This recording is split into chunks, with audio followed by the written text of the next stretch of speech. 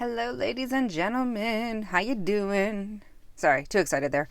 So I actually am going to do a review of this Gill tarot. And I'll be honest, when I first saw this, like I've seen this in numerous stores, and I'm like, there's just no draw, there's no interest for me. However, I saw another review and I'm like, this is interesting. This is a little bit different. This actually, I guess, was done originally in the 1980s and was redone in 2018. Late 1980s. And it kind of looks like it. I'll be honest, the artwork style feels a little bit like it. But there is a lot of, if you get into the Kabbalah, it's that kind of thing. It has the Tree of Life on the back of all the cards. And oh, cool. We have the Tree of Life layout too. That's really nice. All right, so it gives a little bit of the Tree of Life there in Kabbalah. Obviously, the cards themselves, the definition of the cards themselves. And yeah, I'm looking forward to using this. So I'll go ahead. Now, first off, just a basic box that it doesn't have a, usually it's got a little hole there that it's easy to grab the lid through, and it doesn't have that. I don't know why. But anyhow, so this is what we got. Look at that baby. So a little card and a little guide, layout guide. It's actually kind of nice that they have it in the cards there. So we have the Fool, first off, the Magician, the Priestess, the Empress, the Emperor. The Emperor is a little bit different than most emperors. Very cool, like intense emperor there.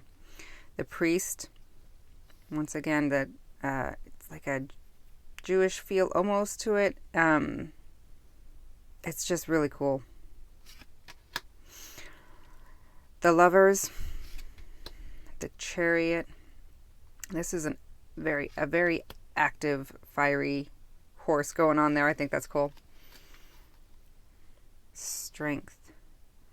That is amazing. The Hermit. Love this Hermit card. Wheel of Fortune. Justice. The Hanged Man. That is a very colorful Hanged Man. Death. That's cool. Temperance. Oh. I love the contrast of each other. Like, look at that. That's really cool. The Devil. The Tower. The Star. The Moon. They made it very obvious that we have more of a domesticated dog and then more of the wild dog on opposite sides. And the Moon is crying, it looks like. This is going to be interesting to work with. I feel like some of the symbolism is a little bit different than like a traditional Rider-Waite, but it is, I imagine, probably more Kabbalah based. I don't know enough about Kabbalah to really say one way or the other, but and the last one of the major is the World. Now, this is where it gets interesting for me, and this is what sold me on the deck itself. All the minor arcana have a keyword. So we're starting off with the King of Swords here, and his is intuition, and the Queen is reason. The Prince is action. Princess, control. Ten of Swords, desolation. So it's just a really cool way of doing it. It almost feels, I'm going to ruin this for some people, I apologize. It almost feels a little bit like Sesame Street. Like old school Sesame Street. That's what the images remind me of. It's those old school Sesame Street episodes. So I apologize if I completely either ruined the tarot deck or ruined your childhood. I don't know which.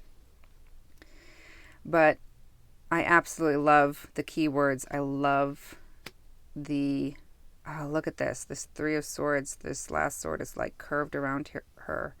And it's got blood on it. It's just this intense image. That's really cool.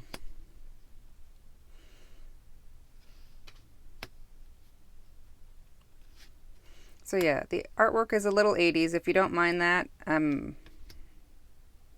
would say go for it.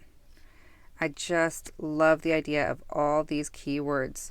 And I've tried adding keywords to a couple of my decks, ones especially that were not particularly easy to read, that didn't have very clear images, at least for a beginner. And I don't know, I just couldn't find a way to do it in which I liked. This is just built right in. It's just one word. It's, I don't know, makes it so much easier. A much easier way to kind of go through and memorize each card as you're learning them. Having said that, what I find interesting is I don't think this is going to be necessarily easy to read in some cases. I like that, sorry, distracted. There's a hand holding onto the that stick there that's like almost invisible. I didn't notice it at first. But what I was saying before was this is not necessarily going to be easy to read because some of the suits, the last one especially, is harder to tell. Yeah, it's the coins or the pentacles, or I'm not sure what they call it in this deck, but they're actually a little bit harder to tell what they are. The symbols are not as clear. The cups is pretty obvious, I would say, but once we get to the coins or the pentacles, it's not as much. That's really cool. Imagination. Like, I'm telling you, does this not feel like a little bit like, well, maybe not that one, but it feels a little bit like Sesame Street's, old Sesame Street episodes. That's an interesting one. Love. Beauty, huh?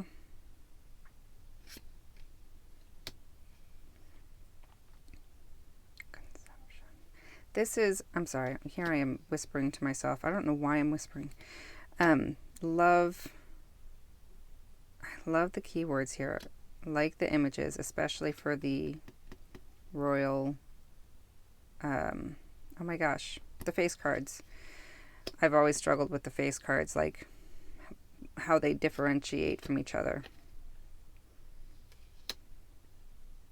But look at that. I wouldn't have guessed this was coins right off the bat. Like, I know it now well enough that I would say, sure, fine.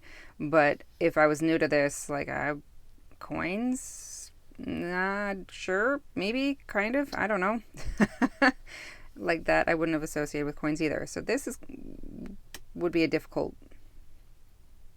to read initially, I would say. But yeah, adaption. This is just such a cool concept, though, that I couldn't not get this. Like, it's kind of one of those decks I feel like I've been looking for a while, and somebody had made it ages ago, and I didn't even know it existed until recently. So this is why I do these videos. This is why I do YouTube reviews at all, is because I never would have gotten this. I never would have guessed that this was hidden in this box. I like the cards themselves more than I thought I would. So I hope, though, that was helpful to you guys. Hopefully you got some ideas of whether or not this is a deck that's good energy for you, a style that you like even. So yeah, as always, take care of yourselves, take care of those around you, and I hope to see you in the next review. Have a good one.